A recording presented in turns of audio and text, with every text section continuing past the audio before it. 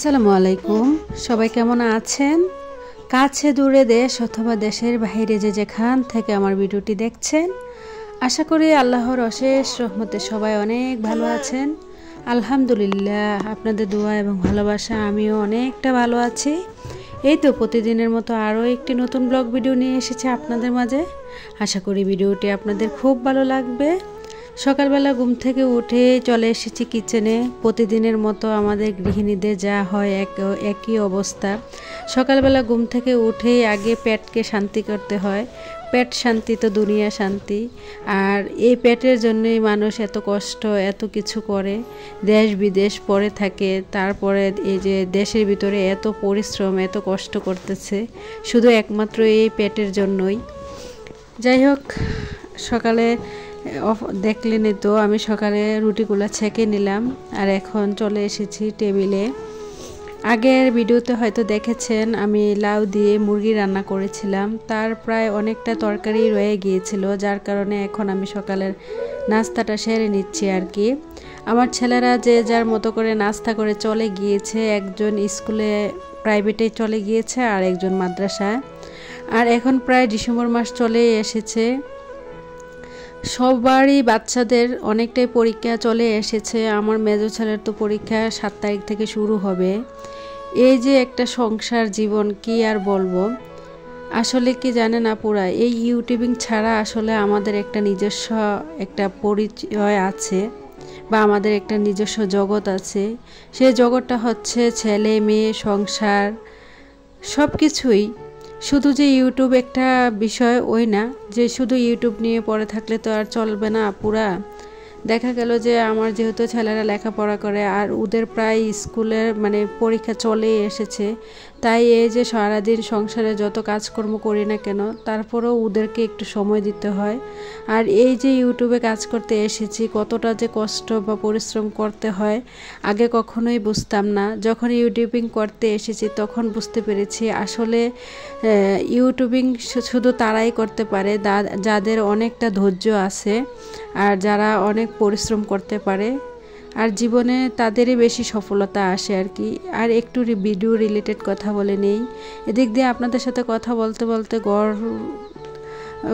ঝাড় দিয়ে নিয়েছি, সব কিছু গুছিয়ে নিয়েছি। আর এখানে অনেকগুলো কাপড় ছিল, এই কাপড়গুলো ধুয়ে দিলাম, এখন ছাদে চলে যাব আর কি। আর এদিক দিয়ে আমার মেয়েটা ঘুমাচ্ছে দেখিয়েছি, কারণ আমার মেয়েটা অনেকটাই অসুস্থ আপুরা। এই কয়েকদিন যাবত ওর প্রচুর ঠান্ডা, শুধু যে ঠান্ডা তা না, ওর বমি আরও অনেক কিছু, প্রায় ওর 4টা সমস্যা এখন দেখা দিয়েছে।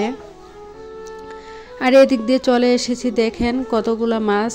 হঠাৎ করে বাবার বাড়ি থেকে, আমার বাবার বাড়ি অনেক বড় পুষ্কুনি আছে, ওই পুষ্কুনিতে নাকি বড় জাল টান দিয়েছে, তাই বড় জালে নাকি শুধু ছোট মাছ বেশি উঠেছে আর কি, আর বড় মাছ খুবই কম। তার জন্য, আর ছোট মাছ তো সবারই পছন্দ, কি বলেন আপুরা? আপনাদেরও কি আমার মতো ছোট মাছ পছন্দ কিনা অবশ্যই কমেন্টে বলবেন। আমার কিন্তু ছোট মাছ অনেকটাই পছন্দ। আমার বড় মাছের প্রতি কোনো আকর্ষণ বা কোনো এত একটা পছন্দনীয় না, তবে আমি ছোট মাছটাকে যতটা বেশি পছন্দ করি আর কি। তাই ছোট মাছ খেতে যতটাই মজা হোক না কেন, কিন্তু ছোট মাছটা কাটতে আসলে অনেকটাই কষ্ট। এই যে এতগুলা মাছ কাটতে আসলে দেখা গেল যে খুবই সহজ মনে হচ্ছে, তাই না আপুরা? এই মাছগুলো কাটতে আমার প্রায় 2 ঘন্টা সময় লেগে গিয়েছে। আর আমি যেহেতু একা হাতে করতে হয়, আর বাসা বাড়িতে তো আর কোনো এক্সট্রা মানুষ নেই যে কেউ কেটে দেবে, আর আমার ছেলেরা তো কিছুই করতে পারে না। আর গ্রামের বাড়িতে থাকলে হয়তো কেউ না কেউ অবশ্যই হেল্প করতো, যেহেতু বাসাতে আছি, কেউর বাসায় কেউ আসে না, আর কি করবে হেল্প। যাই হোক আপুরা, এই মাছগুলো কাটতে আমার অনেকটাই কষ্ট হচ্ছে, কি করে যে আপুরা বুঝানোর মতো ভাষা আমার কাছে নেই। তবে ছোট মাছটা ফ্রিজে ফ্রোজেন করে রাখার চেয়ে কিন্তু সাথে সাথে রান্না করে খেলে অনেকটাই মজা। তাই ভাবলাম এই তো মাছগুলো এখন একে একে বক্স করে নিলাম, আর এখন বেসিং এরিয়াটা একটু ধুয়ে পরিষ্কার করে নেব, কারণ দেখা গিয়েছে মাছ পরিষ্কার করার পর রান্নাঘরে আসাই যায় না মাছের দুর্গন্ধে। তার জন্য একটু ভিম লিকুইড দিয়ে ভালোভাবে সব কিছু পরিষ্কার করে নিচ্ছি। আর মাছের বক্সগুলা এরই মধ্যে আমি ফ্রিজে রেখে দিয়েছি। যেহেতু এত কষ্ট করে মাছগুলো অনেকক্ষণ সময় নিয়ে কেটেছি, তার জন্য ভাবলাম যে আজকে একটু বেশি করে ছোট মাছ রান্না করে নেই। দেখা গেল যে শীতের দিন যেহেতু মাছ রান্না করে রেখে দিলেও দেখা গেছে এর পরের দিন পর্যন্ত খাওয়া যায়, কিন্তু ফ্রিজে যে মাছটা রাখবেন ওই মাছটা অতটা স্বাদ থাকে না। তার জন্য এখানে আমি এই তো ছোটো মাছগুলাতে হলুদ, লবণের গুঁড়া, মরিচের গুঁড়া, একটু জিরা গুঁড়া, রসুন বাটা, তারপর অনেকগুলো কাঁচামরিচ এবং কাঁচা তেল দিয়ে দিয়েছি।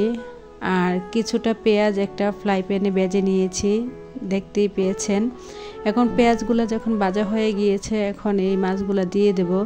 আমি কিন্তু আসলে মাছটা ভাজা করব না, সামান্য একটু মানে বাগারের মতো আর কি বলতে পারেন।